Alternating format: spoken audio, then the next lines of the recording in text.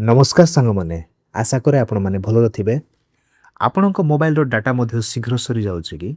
1 GB 2 GB କିମ୍ବା 1.5 GB ଯାହା ମଧ୍ୟ ଆପଣ ରିଚାର୍ଜ କରୁଛନ୍ତି ଡେଲି ୟୁଜେଜରେ ଆପଣମାନଙ୍କ ସବସ୍କ୍ରିପସନ୍ସରୁ ଆସୁଛି, କ'ଣ ସେ ଡାଟା ଶୀଘ୍ର ସରିଯାଉଛି?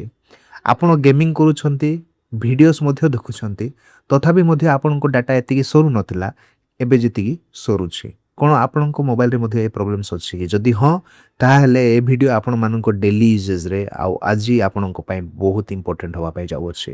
ସାଙ୍ଗମାନେ, ଅଟୋମେଟିକାଲି ମୋବାଇଲ ଡାଟା ସରିଯିବା ଗୋଟେ ସେଟିଂସର ପ୍ରୋବ୍ଲେମ୍ ହେଇଥାଏ, ଯେଉଁଟା ଆମେ ସାଧାରଣ ଭାବେ କରିନଥାଉ କିମ୍ବା ଆମେ ଧ୍ୟାନ ଦେଇନଥାଉ।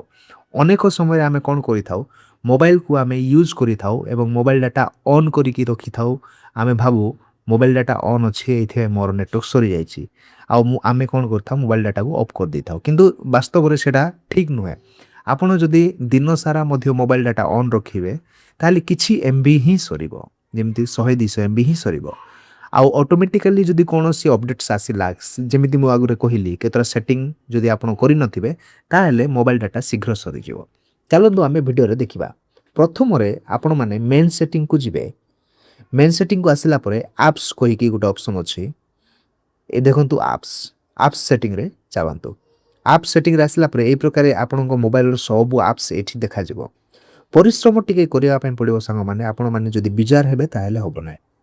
ଦେଖନ୍ତୁ, ଯେକୌଣସି ଆପ୍ସର ବ୍ୟାକଗ୍ରାଉଣ୍ଡ ଡାଟା ଯଦି ଅନ୍ କରିକି ରଖାହେଇଛି, ତାହେଲେ ଡେଫିନେଟଲି ଆପଣଙ୍କ ମୋବାଇଲର ଡାଟାକୁ ସେ ବ୍ୟାକଗ୍ରାଉଣ୍ଡରେ ରନ୍ କରିକି ଡାଟାଟା ସାରିଦେବ। ତ ପ୍ରଥମରେ ଆପଣ ବ୍ୟାକଗ୍ରାଉଣ୍ଡ ଡାଟାଟାକୁ ଅଫ୍ କରିବେ। ଆଉ କେମିତି ଅଫ୍ କରିବେ?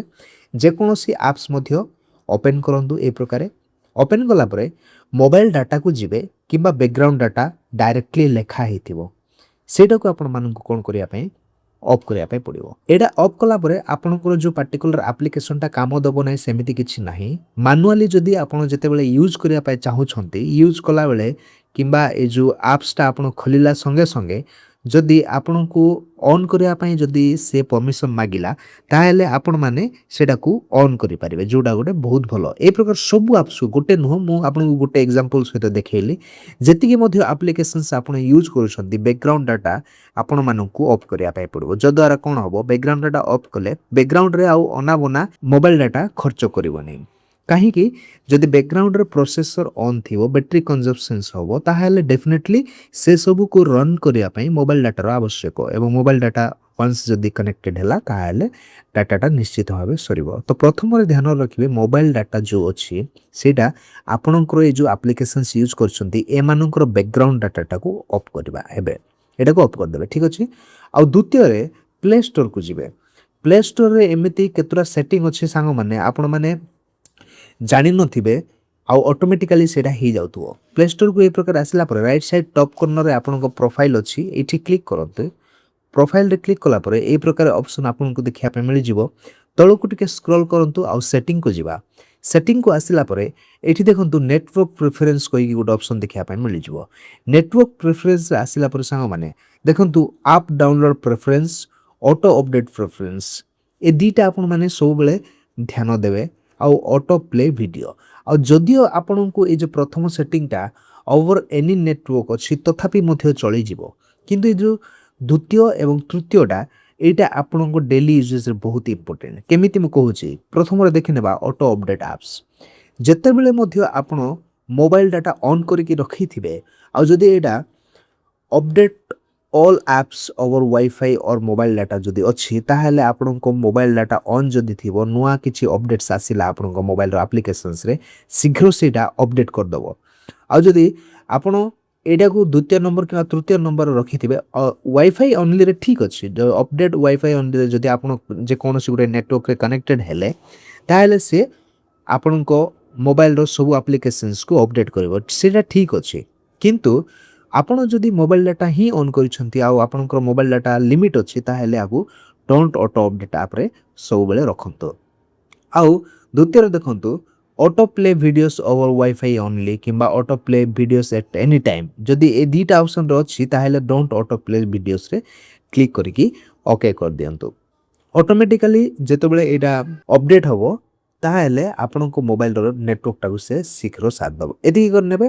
तापर आउ गोटे गाइडलाइंस मु आपनको ए प्ले स्टोर रे ही कहबा पई चाहूची से राइट साइड टॉप कॉर्नर रो प्रोफाइल पिक्चर क्लिक करंतु एवं मैनेज ऐप डिवाइस रे क्लिक करंतु एठी क्लिक कला पर देखंतु अपडेट पेंडिंग रे आपनको थोड़ा देखिया पई पड़ियो बेले बेले कोन होबो आपण ए अपडेट रे आसंती देखंती एठी 16 नंबर 32 नंबर 36 किबा 20 जहा मध्ये नंबर एठी देखिले आउ ऑटोमेटिकली आपण कोन करंती अपडेट ऑल रे क्लिक करी सब अपडेट कर दियंती देखंतु आपण एठी चेक करंतु प्रथम रे जो अपडेट ता देछि से अपडेट रे किछि नुवा आसी छि कि जदि नुवा किछि आसी छि आपण को आवश्यक अछि ताहाले सेटा अपडेट करंतु आ न होले एठी बड़ो बड़ो एमबी रे अपडेट गुडा को आसे आ आपण को मोबाइल रो सब डाटा को से खर्च कर दिया ए देखो तो केते पेंडिंग हे गिरी अछि आपण माने जदि एडा एबे अपडेट करिवे आ 2 दिन परे पुणी थरे से सेम अपडेट्स आपण मान को देखा पे मिल जिवो काहे कि एप्स कंपनी गुडा को दिन को दिन नुआ नुआ अपडेट्स आनी थांती प्रत्येक एप्लिकेशंस रे जदि आपण को आवश्यक लागुची ताहाले सेटा को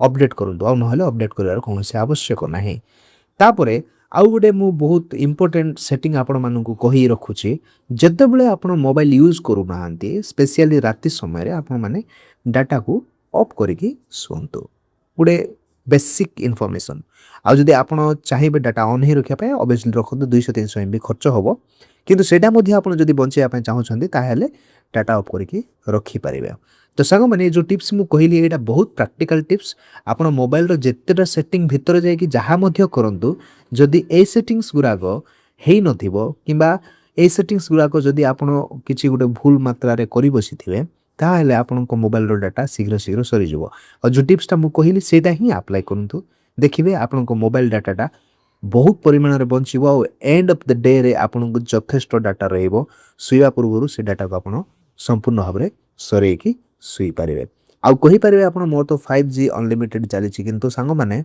जदि 5G आपण को एरिया रे भलो रे आसुनी ताले 4G रे ही चलेबा पे पड़िबो तो सेडा को कंसर्न करी आपण माने मोबाइल रो यूजेज को स्मार्ट भाव रे यूज करतो वीडियो टी केमिति लागिला कमेंट रे कहंतु आ जदि भलो लागे ताले गोटे लाइक कर देबे लाइक करबा संगे संगे आपण को फ्रेंड्स फैमिली को सहित मध्ये शेयर करंतु जदरा से माने मध्ये जदि से मानन को मोबाइल नेटवर्क सरी जिवारो प्रॉब्लम्स रे अछंती किबा चिंता रे अछंती ताले ए वीडियो से मानन को पई गोटे बहुत इंपोर्टेंट हवा पई जाउ अछि तो सांग माने पुनी थोर देखा हवा गोटे नया वीडियो रे इन्फॉर्मेटिव वीडियो रे जय हिंद।